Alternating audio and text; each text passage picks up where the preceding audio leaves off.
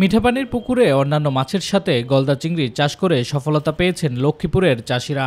স্থানীয় একটি এনজিওর আর্থিক সহযোগিতায় রায়পুর উপজেলার 200 জন হয়ে উঠেছেন সফল উদ্যোক্তা। উদ্যোক্তারা জানান, এনজিও থেকে গলদা চিংড়ি ও চিতল মাছের পোনা নিয়ে 1 বছর ধরে মৎস্য চাষ করছেন তারা। এছাড়াও তৈরিকৃত পোনা চাষ করে বছরে প্রায় 3 থেকে 4 লাখ টাকা আয় হয় তাদের। পরীক্ষামূলকভাবে চাষ করা হচ্ছে 70টি চিতল মাছ। আমি এই মাছ চাষ করে আমার ফ্যামিলি এবং কি আমার সংসার সবকিছু চলে। আমি প্রতি বছর প্রায় 10 থেকে 12 লাখ টাকা মাছ বিক্রি হয়। চিতল মাছ থেকে প্রায় আমার গত বছর আর এই বছরে প্রায় আমার 70-80 হাজার টাকার মতন প্রফিট আসছে খরচের পরে। মাছের পোনা বিতরণের পাশাপাশি তদারকি এবং সহযোগিতার মাধ্যমে মাছ চাষকে সমন্বিতভাবে ত্বরান্বিত করছেন জেলার মৎস্য অফিস ও কোর্ডেক।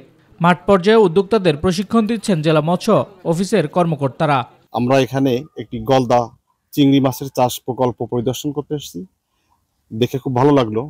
এই প্রকল্প দেখে আশেপাশের কৃষক মৎস্য চাষিরাও উদ্বুদ্ধ হবে এবং আরো এই গলদা চাষের প্রতি আগ্রহ বাড়বে। এই এলাকায় এই গলদা চিংড়ির প্রচলন নাই বললে চলে এবং এটা সম্প্রসারণের জন্য অত্র এলাকায় উদ্যোগ গ্রহণের ফলে তাদের জীবনযাত্রা মানের অনেক উন্নয়ন হয়েছে। 3টি সংস্থার এই মৎস্য চাষ কার্যক্রম চলমান এবং এর পরিধি বিস্তার ঘটলে দেশের প্রাণীজ আমিষের চাহিদা পূরণে অনেক এলাকার জন্য উদাহরণ হবে বলে মনে করেন সংশ্লিষ্টরা। শামস তাবরিজ উচ্ছ্বাস, মাই টিভি নিউজ ডেস্ক।